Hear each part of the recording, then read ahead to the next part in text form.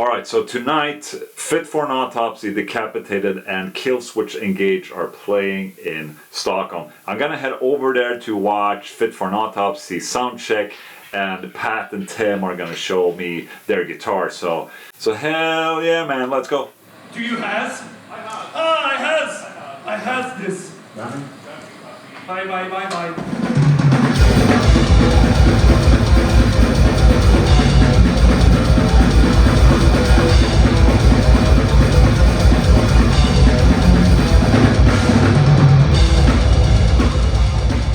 I'm at the sound check for Fit For An Autopsy. Look who's here. What's going on? We're going to check out Pat's guitars and rigs, and we're just going into it immediately. Immediately in.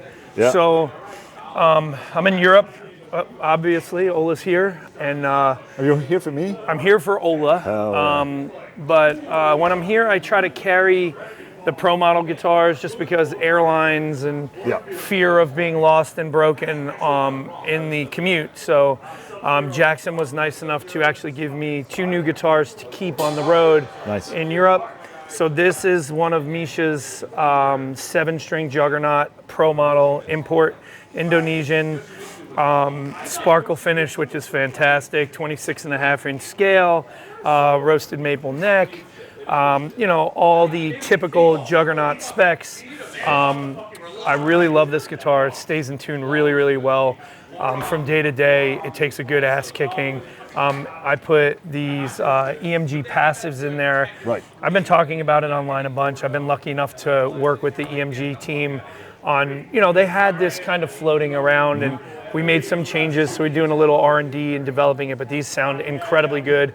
Everybody asks if it's a signature. It's not. It's just something that I'm working with the company on, and I'm really excited about. Does it have any resemblance with the EMG 81? Or is it Imagine like a less compressed, a little looser 81, a little more breathability, a little more adjustability in my opinion, because there's a little bit less scoopy, a little bit more, warmth to a certain degree, but I love how they sound.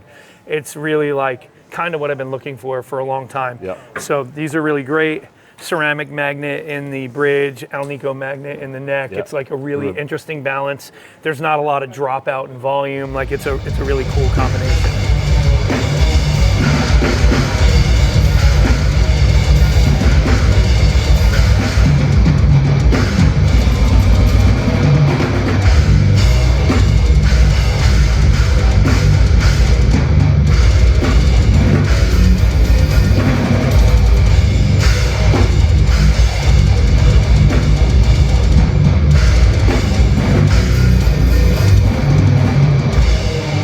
So then this is a guitar that I've been touring with for a few years now. As Ola pointed out before, you could call it a relic at this point because it has taken a serious ass beating. It looks like somebody chewed on it, but this is great. Yeah, and I love the way it looks. And to be honest, this is the one USA guitar that I brought with me that I try to keep around all the time, because it's just a workhorse. The neck feels incredible. It's got a little flamey stuff going on, so it's fun to look at. The red color's great. Again, Misha with his specs, always on point. The EMGs again are in here, and this has just been on multiple tours, and I fucking love playing this guitar. This thing feels great, does all the stuff I need it to. So this one's cool. And I must say, like the relic makes it look cooler. Yeah, it makes it look cool. I love the red, but those it's one of those darker tones of wood just underneath it. That peeking just makes through. It pop. Yeah. And to me, it's one of those things where like it's an expensive guitar, and people don't really like to take super expensive guitars on tour. And I was like, you know what? I paid my own. I bought that off of the open market. It wasn't part of my deal or anything. I just like went for it and bought it. And I gotta say, like, I love that I take that on tour. And everybody's like, that thing's like 5 Gs, and I'm like, whatever, I don't care. But when else are you going to use them? Yeah, at home is boring, So this is also another Juggernaut, just the burl top, EMGs, same setup, same deal. This thing also plays incredibly well, stays in tune. I've had this for probably about 2 years now, and I really like this one too. I do really enjoy Misha's version of the hardtail. Something about the 20-inch radius, I think, on the neck makes me like the hardtail version a little bit more than most hardtails out there. I've always been a Floyd Rose guy, and that's what I prefer. but these really play great. So these are awesome. So what tunings are you in most of the time? Most of my tuning is on this set is in drop A, but we play 3 songs in drop G. And then we have like a weird tuning for that 2 Towers song where it's basically 440, you know, E through E, and then the top string is tuned to G. So all your chords are kind of reversed and everything's a little weird, but that was one of Will's kind of like interesting tunings that he brought to the table, and it's fucking incredible. That song sounds so different than everything else we do just because of the tuning. And then the last but not least, the folks over at Jackson sent me this for this tour, and this is going to live in Europe. But this is that new Dave Davidson Warrior. Anybody that knows me knows I love neon, I love pinks and yellows, sparkles, and you know, I love a flame top, I love all that stuff, but there's just something about a solid color that gets it done for me. Screaming. Yeah, and Dave's specs on this are awesome. This is also 26.5-inch scale, which for me, weird, but I love the guitar. I'm a 25.5 guy, but this thing feels incredibly good. I never feel like I'm overworking. And that's because I believe because of the neck shape that he chose, you know, 12 through 16 radius, like the standards, but again, EMGs, this has the Floyd, so my hands feel super comfortable. It's a ripper, stays in tune, does the whole thing. Like Dave really nails it with these, so I love this guitar. This one's great. Yeah, if you want to impress your neighbors, this is the guitar you buy.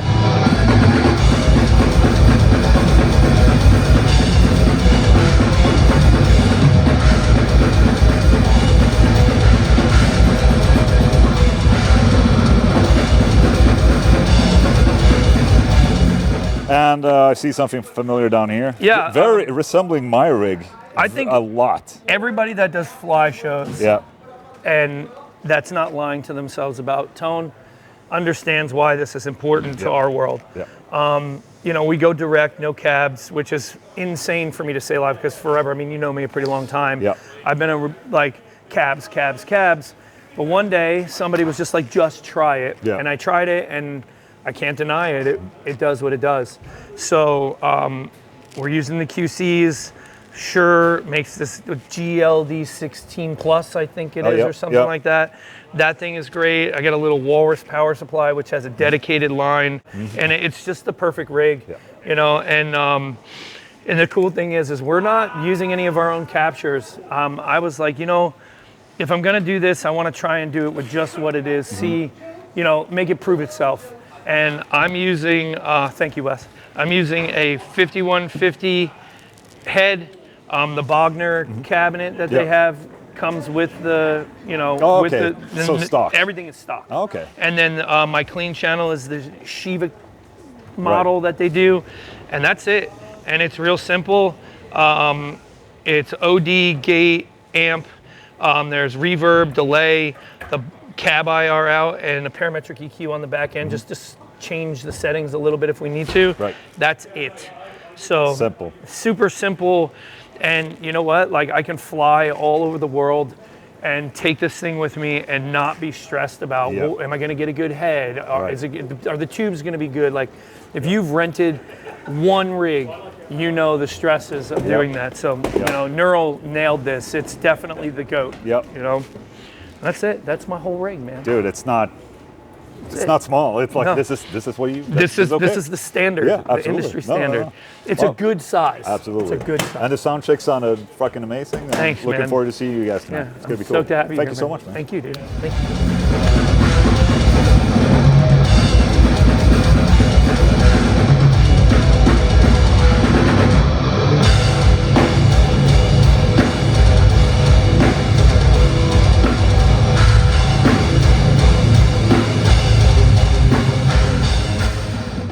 Hey, man. Good to see you. Good to see you as well, Ola. All right, what are you playing? All right, so if anybody's watching and they know who I am, they know I'm a massive Ibanez guy. Also, a huge 80s guy. Love the 80s. So, I had the fine folks at Ibanez do a Lava Crackle Xiphos. This is just a production model.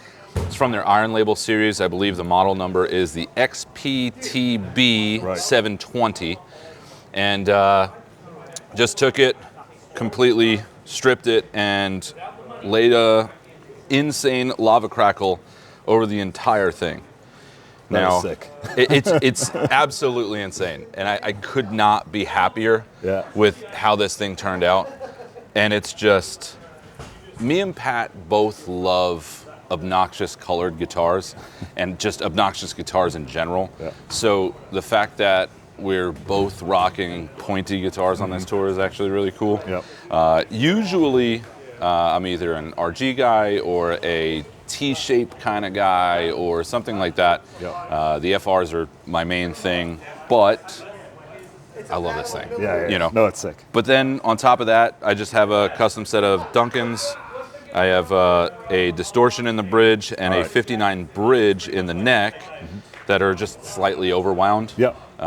Kind of, I feel like it makes the distortions a little bit less bitey, a little bit less aggressive. Tame the high end a little bit. Yeah, exactly. Like, you know, I have stock distortions in a lot of my other stuff, and it takes out that that high frequency that's a little too aggressive, and smooths it out. So, but it still gives you that chunk for, you know, enough chunk and enough bite for what we're playing. Yeah. So it's sick. this is it. I already got. Of started. course. You know, it's pointy. That's so how it is. you know, first tour with it. Of course, I messed that up.